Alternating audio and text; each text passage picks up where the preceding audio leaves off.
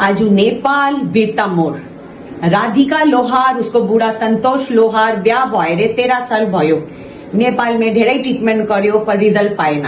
एक त दाई से भेटायो, दाई भन्यो तेरो नानी हुन्छ तो फैमिली क्लिनिक आईवीएफ सेन्टर कविता मन्त्री को यता ते मेरो एकदम विश्वास गरेर जस्तो मैं भन्यो उस्तो गर्यो। ये ट्रिटमेन्ट अलि धीरजको छ, जस्तो भन्छु उस्तो गरेर 100% रिजल्ट पाउँछ। आज 13 साल पछाडि राधिका लोहारको यति रुन्डा नानी भयो। यू कैन सी उसको हार्टबीट भी आयो, तपाईं हेर्नु सक्छ।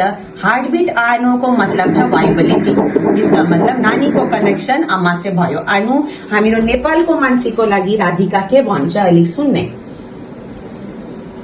नमस्ते, म चाहिँ बिर्तामोडदेखि आएको राधिका लोहार हो।